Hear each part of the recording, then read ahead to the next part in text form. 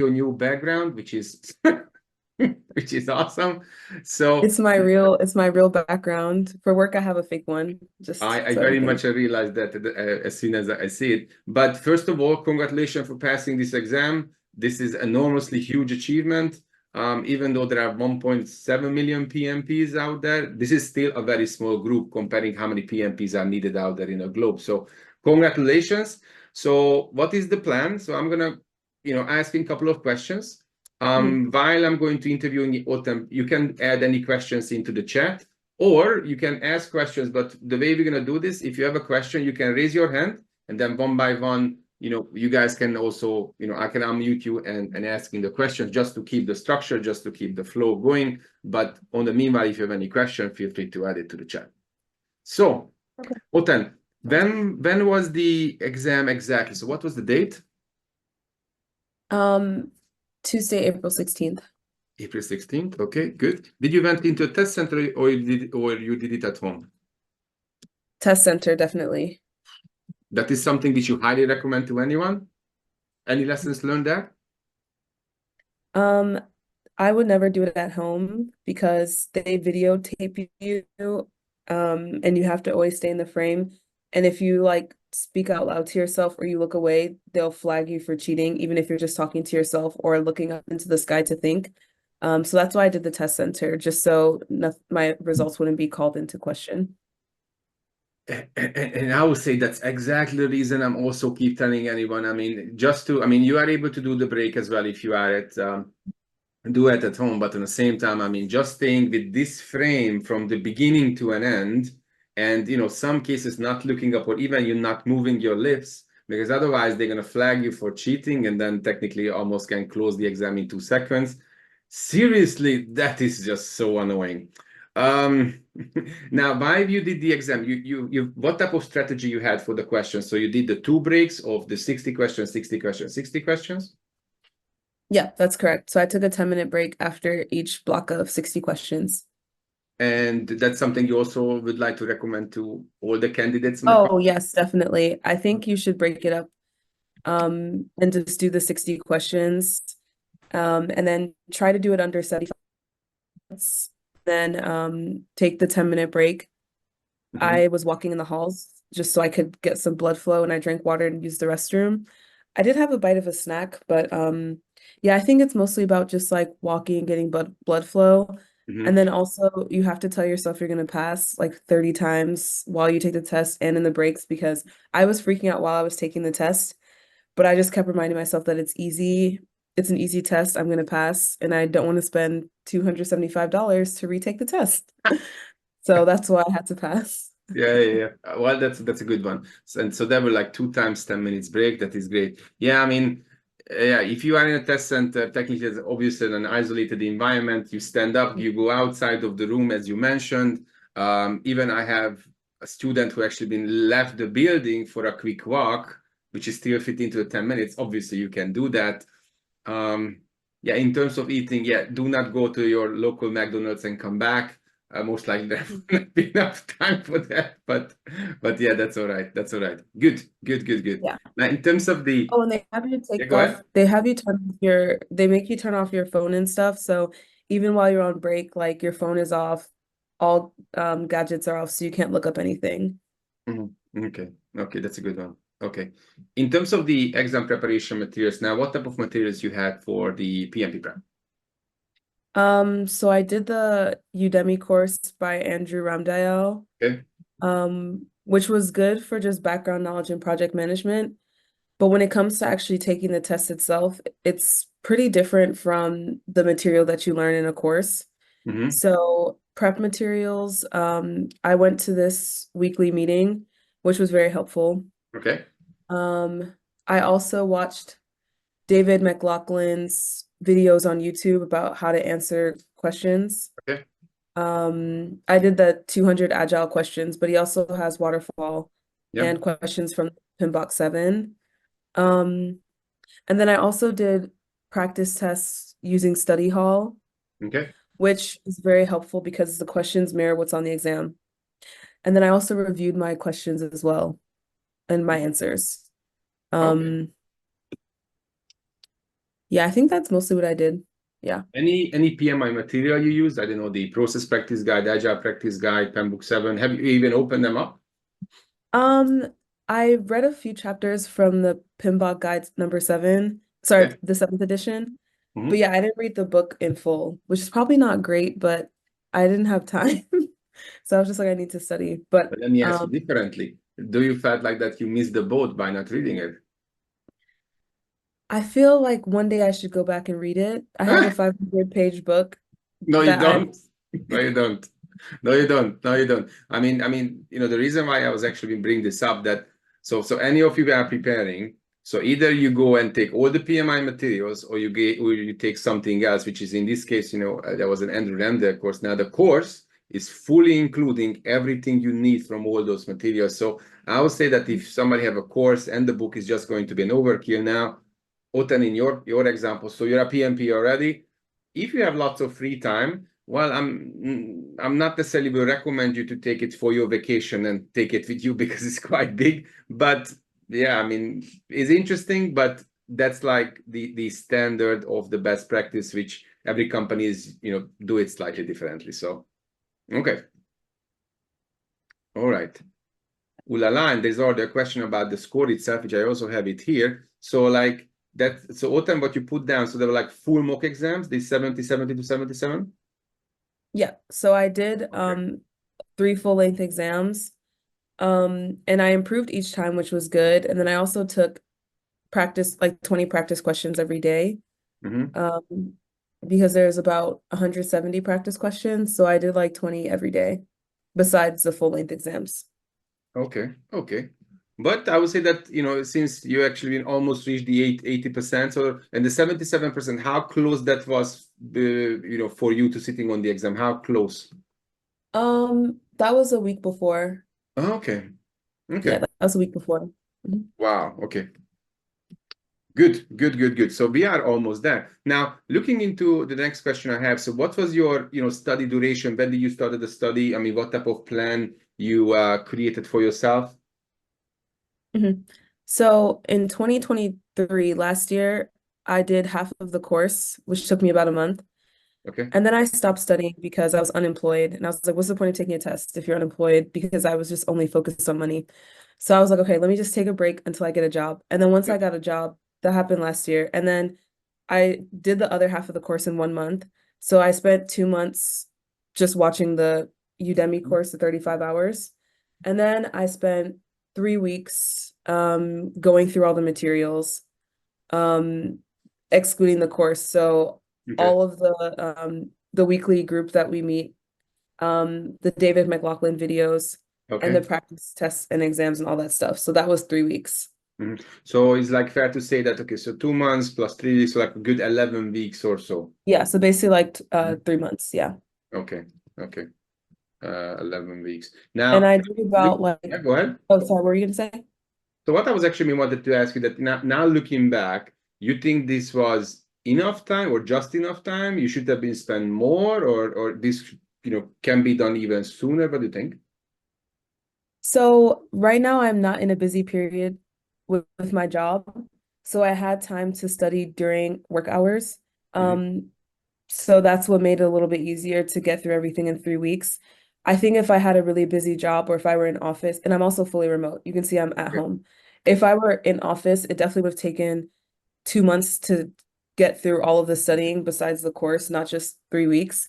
So I think I had a lot of time because I would do some work. I would study during work and after work. Okay. Yeah. So I'll say overall you can, so because on this session I keep talk about, this 8 weeks preparation. So I think, overall, Mhm. because of that circumstance of, you've been doing the job search as well. So you kind of break it into two. But if, that would have been like a constant, being employed, like more or less like 8 weeks is definitely sufficient, you think? Yeah. No, 8 weeks is definitely sufficient. I think, yeah, because you don't want to forget anything. Because I made sure to Mhm. study every single day. At the least, I studied for an hour. At the most, I studied for 4 hours.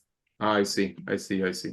Okay, so in terms of that study duration, so you say so on study days, how many hours how many days you did in a week, and what was the duration? So 6 days a week, I would study for 2 to 4 hours. And then one day a week, I would only do like 30 minutes to an hour. Okay, so 6 days a week, minimum of 2 hours. Yeah, I would say minimum of two. Yeah. Okay. Okay. Good. Good. All right. Now and then, next lovely question. How the study group made a difference? Yes, I think I was trying to memorize things that I had learned in the course. I even took notes on the course, but I realized that it's about the mindset, like you said, because even if you take the 35-hour course and you memorize everything, the test is completely different than the course. I mean, there are some things you'll remember the instructor saying, but how to take the test is about the logic, not about the course, which is why I didn't read the book, which isn't great. One day I'll go back and read it, but if I had focused on reading the book and then taking the test, it wouldn't have helped me with how to answer the questions. Right. And in that sense, I mean, the time when you joined, there were also like success story sharing as well. Uh-huh. Sorry, what was that? I mean, why you joined the study group regularly, there were also like, success story sharing where you hear other people also sharing the Oh experience. yeah. It's because one of your posts scared me because you said only 30% of people pass on the first try. And I was like, "Ugh, this is scary. I need to make sure I pass because I don't want to keep showing up money to keep taking the test." If your company is sponsoring it though, it's no big deal. But since I self-sponsored it, I was like, I have to pass. But it was because I realized that like when you posted like, okay, there's a specific mindset. Even I had struggles when I first took it, then I realized the mindset. So it made me realize that I have to learn how to take the test and learn what they want from me, not just waste time writing down a bunch of things because I definitely have like 2 notebooks filled with notes, Right. but I didn't necessarily go back to that. Yeah. And I think, the biggest challenge with all that is PMI realized that there are many people who are actually been talk about how to crack this, the PMP code to make it, let's say, more, I would say, shorter, and then people are really passing. And the way how they're really trying to make it difficult now, giving you long, lengthy questions, long, lengthy answers, or they're giving you a question which is absolutely, you never heard of that question before, or not even related to the document or all the learning material, or they're giving you answers which are all incorrect. And now you find the one which is the best. And now why one is the best? Because we PMI say so. So like, and then how are you going to be able to cope with that? That's the most challenging thing. And if you're not practicing, just I would say it's going to be very, very difficult, right?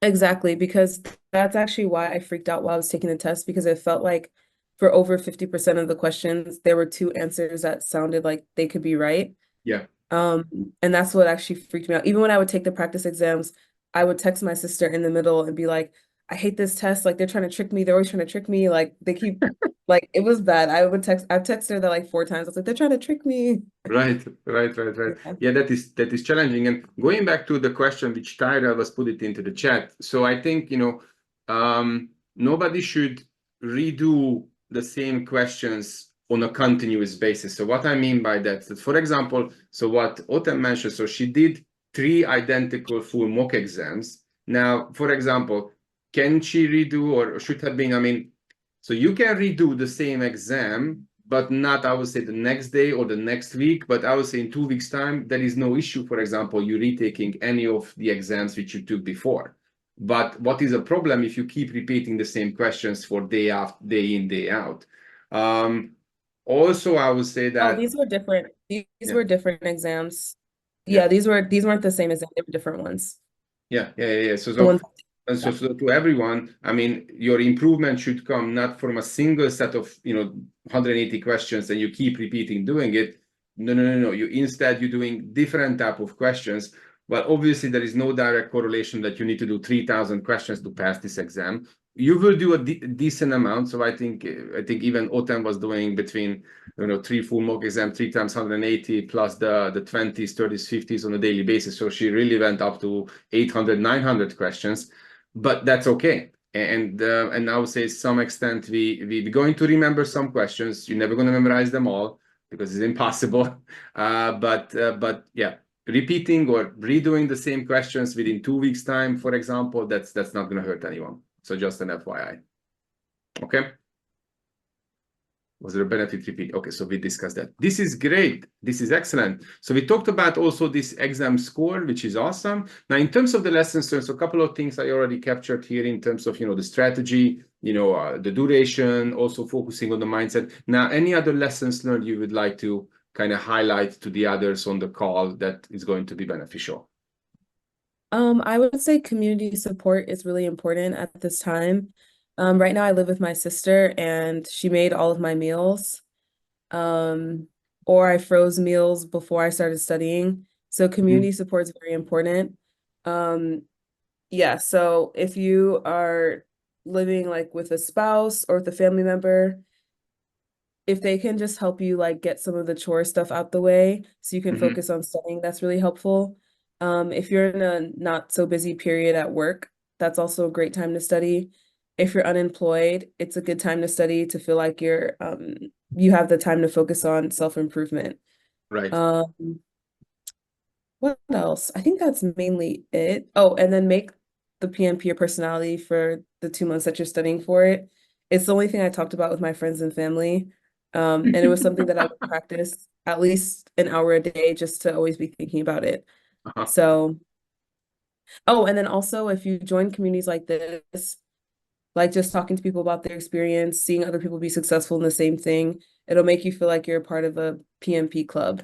I'm someone who likes to be fitting into a community, so I just was like, okay, now I'm a part of the PMP community.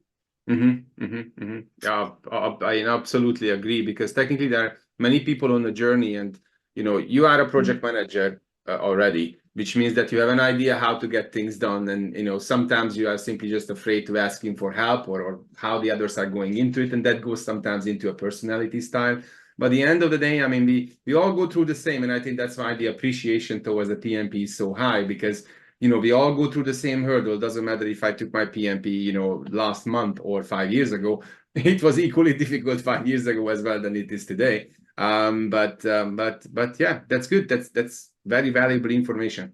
One more practical thing here before we're looking into Priscilla's question is that what about calculation questions? Have you had a lot of calculation questions or drag and drop questions on the exam? No. Oh, sorry. There was one drag and drop, and then there was no like formula calculations, but it's just understanding what they mean. So like understanding what CPI means and understanding what SPI means and understanding if it's less than one, it's bad, and if it's above one, it's good. So it's understanding the CPI and SPI, what that rate means if it's below one or above one. Right, Um, right, right, right. and then there was another chart that I had no idea. Okay. It's like something about spikes, which I have no idea what that. I know it's from Agile, but my brain just went blank. But there was nothing calculating. It's more conceptual. Yeah, I would say that's a good point. I think the agile spike, which is, yeah, that does not ring a bell to me at the moment. What is related to the user stories as far as I remember, but how it's been visualized, how it's been not.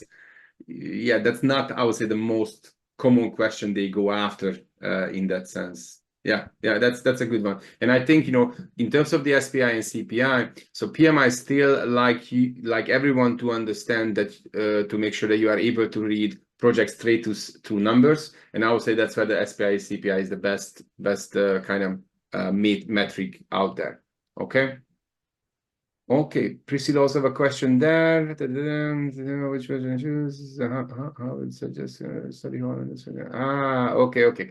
So, Oten, if I understand correctly, from the Udemy course, Andrew ran this. So you did the questions there, but you did not enroll for the Andrew's dedicated simulator, right?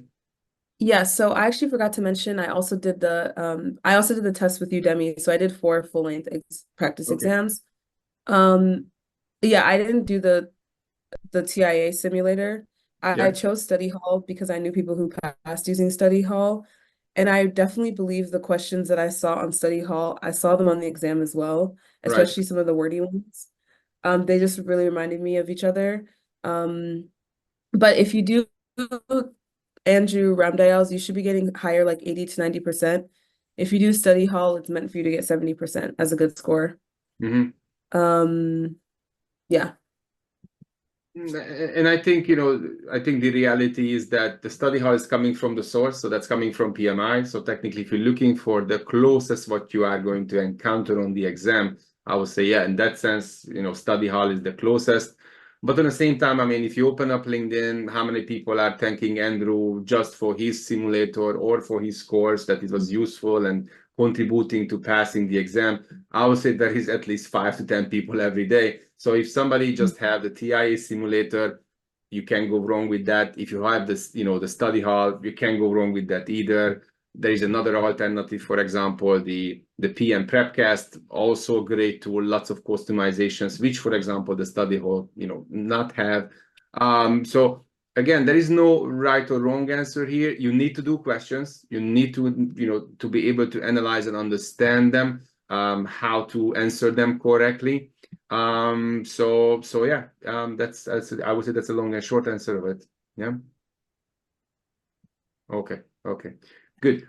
Oten, there is one more questions from me before we open up the line for all the others as well. So what was your method of answering questions? So what I mean by that is that, so some people will say that, okay, I read the question first, then I, scan through the answers, then I make a preliminary choice, then I go back to the question or read the whole thing as together. Or for example, my brain works only one way. I need to read this as a whole. Only after that I can make a selection. I might read it, 2-3 times. But so what was your kind of method there to analyzing and answering questions?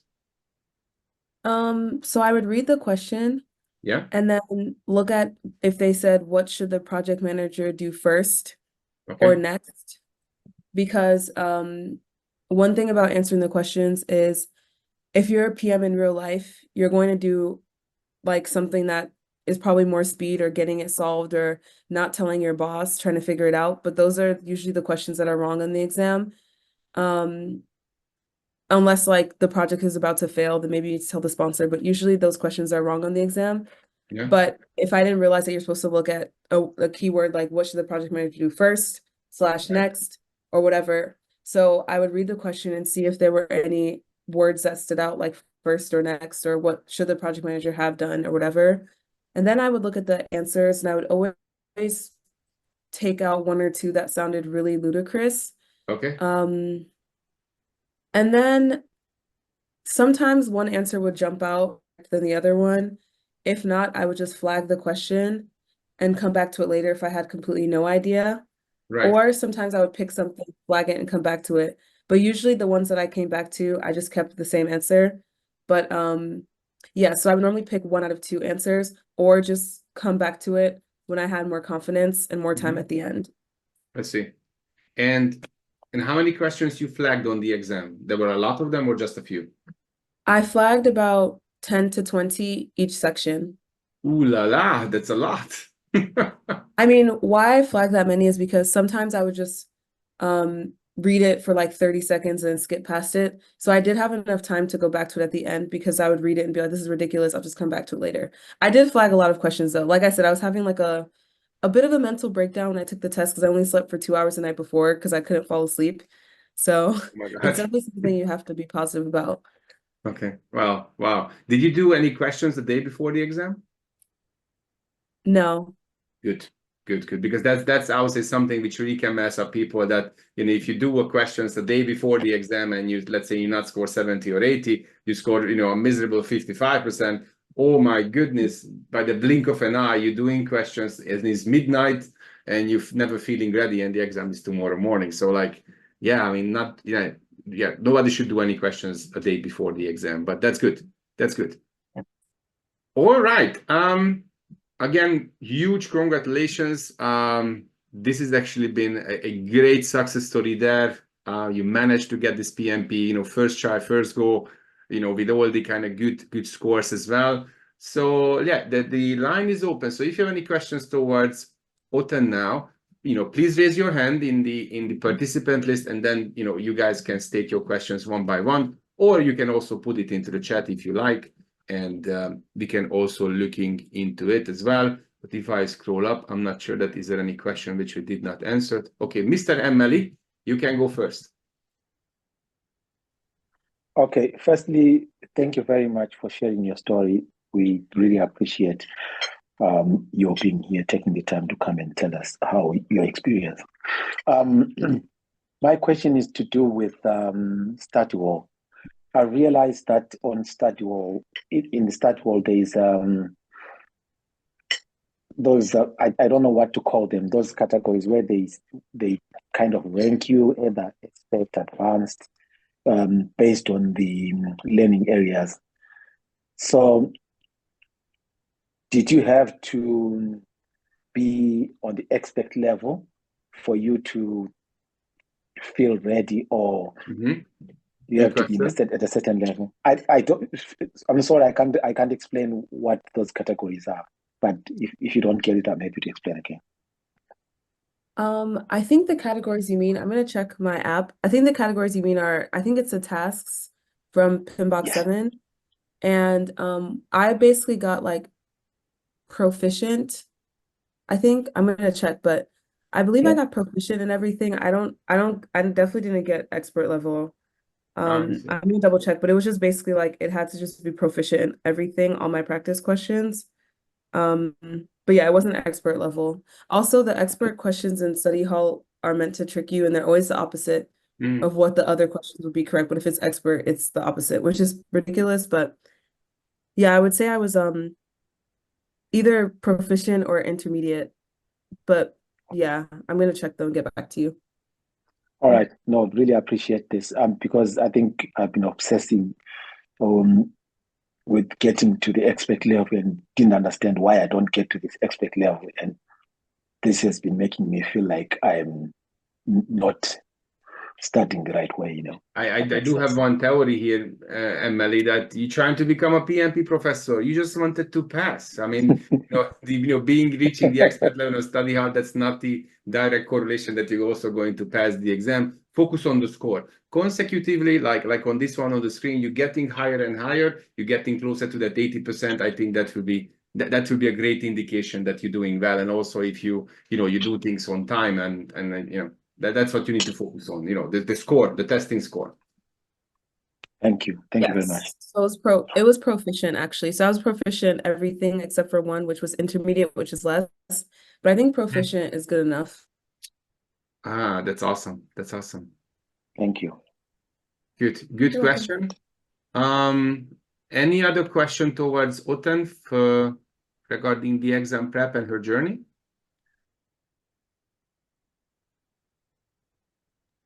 Let's have a look.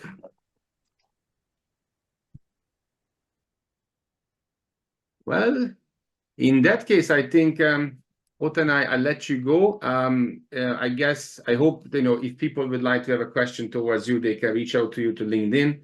But again, thank you very much for joining today. This was very, very valuable. And also, hearing your story, how you manage that, how many days and all the work you are invested in. Now you are a PMP, and I think we're moving into an era where the PMP will be even more valuable looking forward.